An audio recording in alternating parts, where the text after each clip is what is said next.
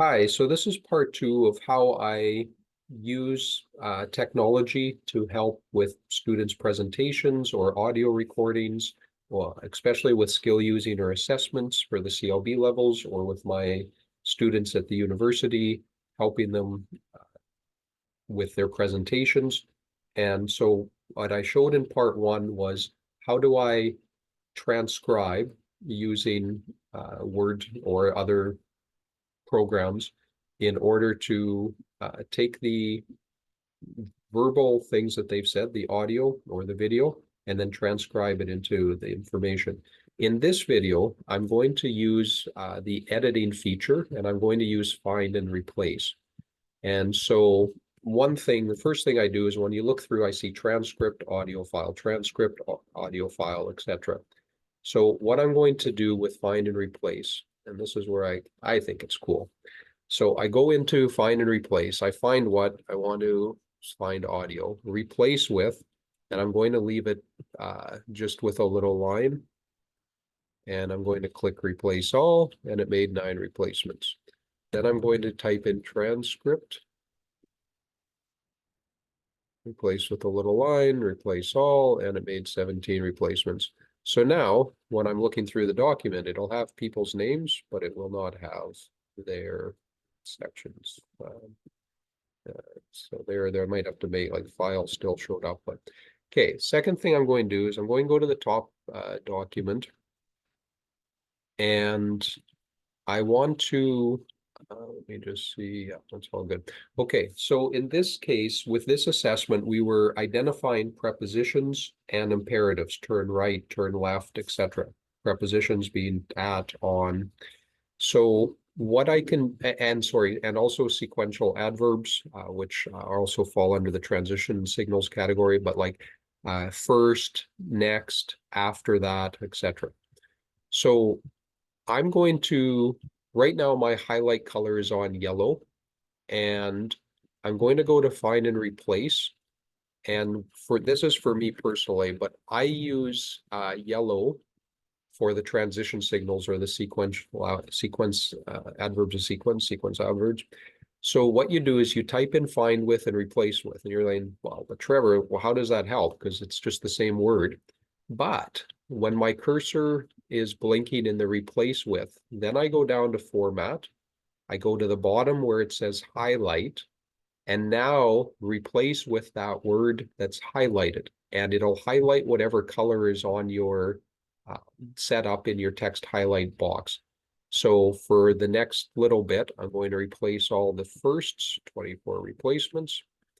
Then I'm going to replace second with second. So it's going to go through. I did 9 replacements. Third, I don't think there's going to be many that use third, but we'll see. Ooh, 11 replacements. Interesting.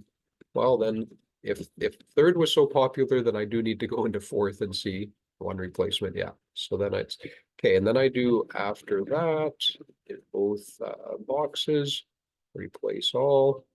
Ooh, 30 replacements using after that. Okay, great. Then I use then. And honestly, because of 36 replacements, interesting. Because of the translation, maybe using both spelling. Whoa, 42 replacements. Okay, so there's 70 times people said then with that.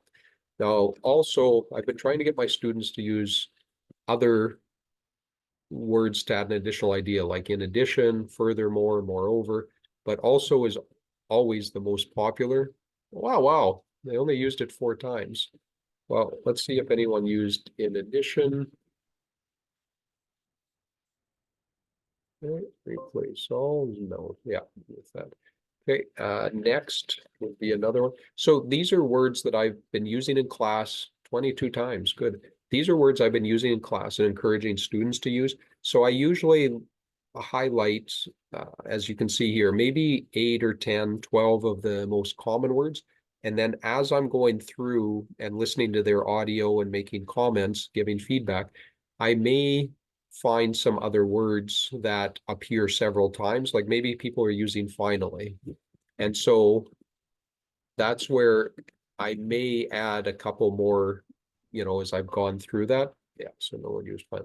But that's the basic steps I'm taking in that initially. Now, with prepositions, so first I'm going to change the font color. And for me, I've been using, I think it was blue. Okay. And then I want to use on, at, in, on, well, in, I don't think they're using as much, but on, at, onto as prepositions. However, when I put on is in a lot of words. I can even see right next to the screen here, it has alone.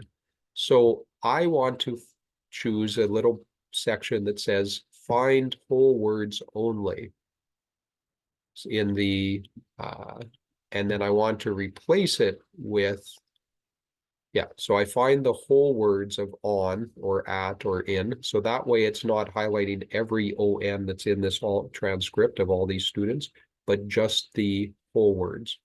So let's replace and see. 137 replacements. That's possible, but I will double check that later because maybe I also have to, well, let's just do it now. So let me just go through and see. So when I see in blue on, wow, look at that. That person used on like 15 times. Yeah.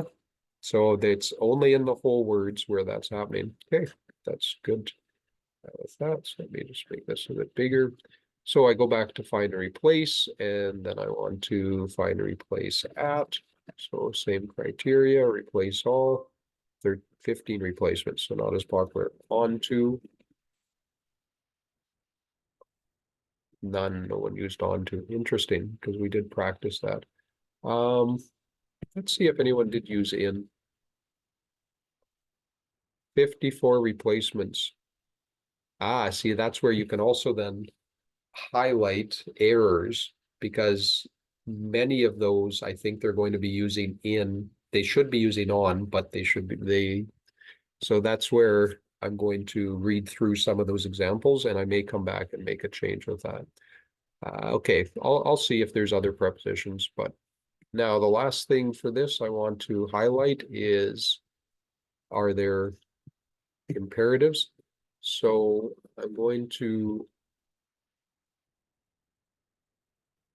so I could do this a couple of ways. I'm going to be looking at, I could just do turn because then every time they use turn, then probably 95% of the time they're also using turn right or turn left. But I will type in the words, like both words, so that it does replace both of those. And you can see because it's set up with those words together with the space, then every time those words occur, then it's going to highlight both of them together. So 48 for turn right, 32 for turn left. Now I'm going to just see if they use some other less common ones like go past. 10, okay, yeah. So they used go past. Just trying to think. Okay, so I'm just going to stop there, and there may be others that I'll change, but now you can see, again, within just a few minutes, however long it took this video, as I'm scanning through, I can start to see students that are using lots of these and students that are only using a few. Like this student, only 3 or 4 prepositions on the screen. There's only 2. See, and you can see here, I did not highlight left by itself. And this is the reason why, because this is where they are using the word left, but they're using it incorrectly, wrong grammar within that. So, sorry. So yeah, one other thing I'm going to just highlight here, not sure if you can see this or not. So let me make this a bit bigger. When it's auto transcribing, it does not count the uhs and ums. So I usually listen to everyone again and add those in.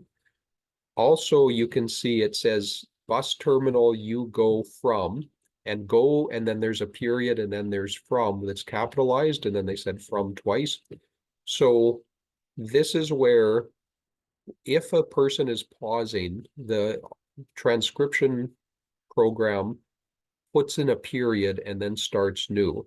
So this person, so when I see this, and I see it in the middle of a sentence, not at the end of a sentence where there's a natural breath or pause, but when I see this, that tells me, okay, this is where a student paused longer than the program recognizes. And so probably with their pronunciation, or intonation, they're searching for words, or it's not smooth in their sentences. And so that there's little clues that I can see from that, that help me identify of how is their rhythm, or how is the speed of what they're saying with their fluency. So again, I'm going to stop there, but you can see, so this speaker, quite highly advanced, used a lot of prepositions, at, on, and also, after that, go past, first, next, in, etc. Some of these, not so much. This person used lots of prepositions, but not as many imperatives. So that way, it just makes it easier for me to identify and see, without me highlighting everything section by section. Anyway, if you like this video, or if you have questions, please make comments below. And also let me know in the comments if there's other things that you're quite curious about or struggling with CLB, skill using, or assessments. And I will share what I've been doing, or else I will find answers, because I have many, well, where I'm working, there's multiple people that have dove deep into the CLB documents. They have a thorough understanding of it. But I also have networks with some of those that are working with this on the national level. And so that also gives me access to ask many experienced people if there's something that you're asking that I'm not sure, or I can share how I deal with that situation. And then you can, and then I can also ask these other experts in this field. Anyway, hope this was helpful. Again, make some comments or ask questions below, and I look forward to seeing you in more videos.